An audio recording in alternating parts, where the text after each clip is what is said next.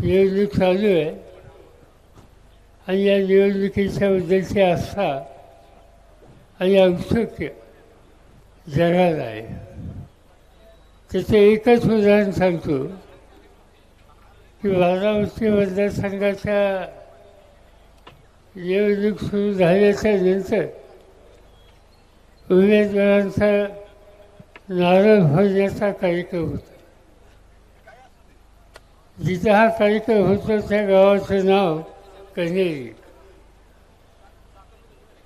आणि 1967 सालापासून आजपर्यंत त्या प्रत्येक निवडणुकीमध्ये नारळ फोडला गेला तो कन्हेरीला. यावेळेला त्या ठिकाणी होतो. आमची भाषणं चालू होती. एका कोपऱ्यामध्ये एक तरुण माणूस दिसला आणि अनोळखी दिसला. मला औत्सुक्य होतं. कार्यक्रम संपला आणि मी त्या तरुणाला बोलवलं. आणि कुठे राहणार तुम्ही? त्यांनी सांगितलं इंग्लिश. त्यांना काय मराठी कळत नव्हतं. आणि त्यांनी सांगितलं मी अमेरिकेवरून आलो. म्हणजे अमेरिकेवर आला कन्हेरीला? हो, म्हणजे अमेरिकेमध्ये न्यूयॉर्क टाइम्स नावाचं वर्तमानपत्र आहे, त्याचा मी प्रतिनिधी आहे. आणि अमेरिकेच्या जनतेला हिंदुस्थानची निवडणूक ही कोणत्या दिशेला जाणार आहे या संबंधीचे औत्सुक्य हे आहे. आणि त्यामुळं आज मी या ठिकाणी आलेलो आहे.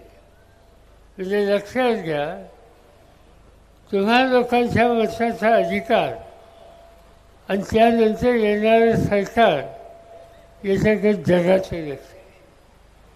आणि त्याचं कारण की अमेरिका हा देश लोकशाहीचा देश आहे आणि जगातली सगळ्यात मोठी लोकशाही आज भारतामध्ये आहे. आणि त्यामुळं भारताच्या लोकशाहीच्या बद्दलची औत्सुक्य आणि आस्था ही जगाच्या अनेक देशांना आहे. आणि त्यांना चिंताही आहे की भले काही कुणी सांगू, पण लोकांचा एक समाज असा व्हायला लागला आहे की या देशाच्या लोकशाहीवर संकट नरेंद्र मोदी आणि त्यांचे सरकारची आणताय. छोट्या मोठ्या निवडणुका बघा. तुमच्या गावामध्ये ग्रामपंचायतीची निवडणूक झाली का? पंचायत समिती, जिल्हा परिषद, आता या सगळ्या म्हणजे विधानसभा आणि लोकसभा हे दोन सोडल्याच्या नंतर या राज्याच्या प्रत्येक महत्त्वाची निवडणूक गेली 5-6 वर्ष तरी नाही आहे. आणि याचा अर्थ आहे की या सरकारचा निवडणुकीवर विश्वास नाही.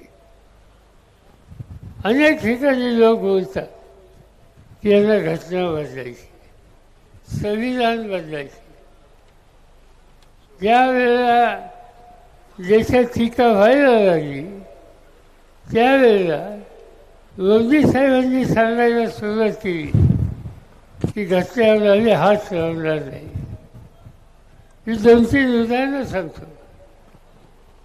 मोदी साहेब ज्या पक्षाचे नेते आहेत त्या पक्षाचे एक खासदार कर्नाटकाचा जाहीरपणानं सांगतो की मोदींना तुम्ही 400 लोक निवडून द्या कारण आम्हाला घटना दुरुस्त करायची आहे.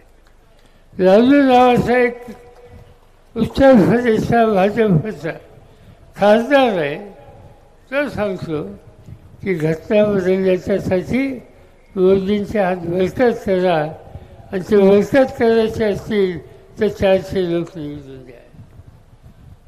विद्या नावाची एक भगिनी आहे, राजस्थानची खासदार होती. ती सांगते की 400च्या खाली आम्हाला जागा नको कारण मोदी साहेबांना या देशाची घटना बदलायची ताकद आपल्याला द्यायची आहे. याचा अर्थ हा आहे की तुमच्या माझ्या अधिकारावर गता आणण्यात जाव यांनी तयार ठेवलेला आहे आणि त्यापासून जर आपल्याला सावधपणाने निकाल नाही घेतला तर ही हिंदुस्थानाची लोकशाही संकटात गेल्याचं राहणार नाही. आपण बघतो मोदी साहेब सध्या महाराष्ट्रात फारले. गेल्या 15 दिवसात त्यांच्या जवळपास 12 ठिकाणी सभा झाल्या. काय सांगतात? आम्ही सभा अनेक बघितल्या, अनेक नेत्यांच्या सभा बघितल्या. मी तर जवाहरलाल नेहरूंची सभा बघितली, मी इंदिरा गांधींची सभा ऐकल्या. त्याच्यानंतर जे जे प्रधानमंत्री झाले त्या सगळ्यांच्यावर काम करण्याची किंवा संबंध ठेवण्याची संधी मला स्वतःला मिळाली.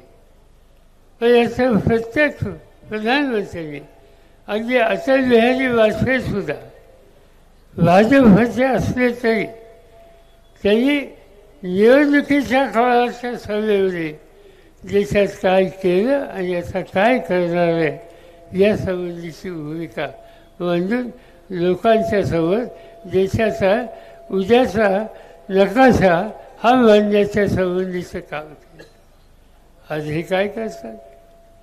मोदी साहेब येतात, उद्धव ठाकरेंना सिंगल कर, शरद पवारांच्यावर टीका कर. ठीक आहे, आमच्यावर टीका केली तरी काय आमच्या अंगाला भूकंप पडत नाही, आम्ही काय त्याची काळजी करते. पण एक गोष्ट सांगायला पाहिजे की ते या ठिकाणी नाही त्या गोष्टी सांगत असतात. नव्या पिढीचा नेता राहुल गांधी सर्व देशामध्ये फिरून काश्मीर कन्याकुमारीपासून काश्मीरपर्यंत पायी जाऊन देशाच्या कानाकोपऱ्यातल्या वेगवेगळ्या राज्यातल्या लोकांना सुसंवाद साधून त्यांचं दुःख समजून घेणं हा कार्यक्रम ज्यांनी राबवला त्याची टिंगल करतात. प्रधानमंत्री टिंगल करतात, त्यांच्याबद्दल वाचायचे बोलतात. राहुल गांधी हे राजीव गांधींचे पुत्र आहेत. राजीव गांधींनी देशाच्यासाठी स्वतःचे प्राण दिले.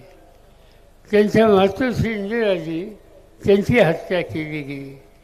इंदिराजींचे वडील जवाहरलाल नेहरू आयुष्याचे 13 वर्ष इंग्रजांच्या तुरुंगामध्ये राहिले आणि तुरुंगातून सुटका झाल्याच्या नंतर स्वातंत्र्य मिळवलं आणि या देशाला एक नवीन रस्ता दाखवला.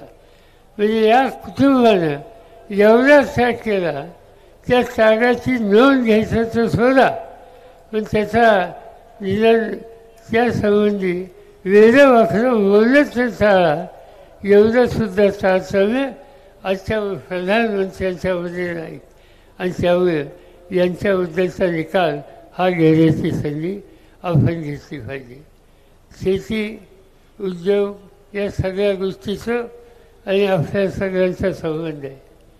माझा स्वतःकडे तुम्हाला सगळ्यांना माहिती आहे की अनेक वर्ष शेतीचं काम होतं, अनेक वर्ष सरकारचं सुद्धा काम होतं. आज काय दिसते?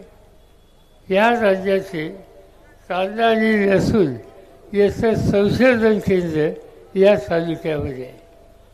नवीन नवीन प्रकारचे कौशल झाले. आज कांदा उत्पादक संकटामध्ये आहे. कांदा हे पीक मी सांगण्याची गरज नाही, जिल्हा शेतकऱ्याचं पीक आहे. आज मला आठवतं आहे मी ज्यावेळी शेतीवरती होतो कांद्याचे भाव वाढले. भाजप विरोधी पक्षात होता आणि पार्लमेंटमध्ये मी गेलो, भाजपचे खासदार गळ्यात कांद्याचा माळा घालून आले आणि घोषणा करायला सांगे, शरद पवार होश पाया, प्याज की किंमत कहा गई. आणि यंदा झालं काय? रोजच्या खाण्यामध्ये कांदे तुम्ही नुसते खाता का? तुमच्या जेवणाच्या खर्चात कांद्याची किंमत किती असते? पण ते काय ऐकायला तयार नव्हते. त्यांनी सांगितलं की आम्ही घोषणा देत असणार, सभापतींनी मला सुचवलं तुम्ही उत्तर द्या. वेळोवेळी काही उत्तर देणार नाही. कधी जायचं शेतकऱ्याला कांद्याची किंमत जास्त मिळत असेल तर त्यासाठी कुणी बोंबाबोंब केली तर मला काही डोक्यावर परिणाम होत नाही. मी स्वच्छ म्हणून सांगतो, तुम्ही कांद्याच्या माला घाला, त्याच्या कवल्याच्या माला घाला, कांद्याला किंमत मिळते याचा मला आनंद आहे. तुम्हाला काय म्हणतात त्याच्यावर आज हीच भूमिका घेण्याची गरज आहे. प्रत्येक शेतीमालाचा उत्पादन खर्चाचा विचार करून त्याला रास्त किंमत ही मिळालीच पाहिजे. तरुण माणसाला कामधंदा करायची, नोकरी करण्याची संधी ही मिळालीच पाहिजे. स्त्रियांचा सन्मान हा या देशामध्ये राखलाच पाहिजे. आणि या सगळ्या गोष्टी होत असतील तर जे कोणी याला जबाबदार आहेत त्यांना खऱ्यासारखं बाजूला ठेवलं आणि त्याच्यातून उद्याच्या निवडणुकीमध्ये एक उत्तम काम करणारा अमोल कोल्हेंच्यासारखा लोकप्रतिनिधी त्या ठिकाणी आणला पाहिजे. एवढंच मला तुम्हाला या ठिकाणी सांगायचं आहे. गेले 5 वर्ष तुम्हाला लोकांचं काम त्यांनी पारदर्शकपणे केलं. मी अनेकदा त्यांची भाषणं ऐकली. अनेक वेळेला एका महत्त्वाचा प्रश्न त्यांना मांडायचा असला तर ते माझ्याशी सुद्धा येऊन चर्चा करत असत, तासनतास अभ्यास करत असत. हा सवण तालुका हा मतदारसंघ शिरूर त्याच्याबद्दलची सतत त्यांच्या मनामध्ये अस्वस्थता असायची की इथे प्रश्न सुटले पाहिजे. आणि म्हणून तुमच्या सुखदुःखाशी सवय असून त्या प्रश्नाच्या सोडवणुकीसाठी जो अस्वस्थ होतो त्याच्यामागं उभं राहणं आणि त्यासाठी त्याच्या खुण्याच्या सोबत वचन दाबून मोठ्या वचनाने त्यांना विजयी करणं एवढं एकच काम तुम्ही उद्याच्या निवडणुकीत करा. आम्हा सगळ्यांची साथ त्यांना आणि तुम्हाला मिळेल हा विश्वास मिळतो आणि आपली एबीपी माझा, उघडा डोळे बघा नीट.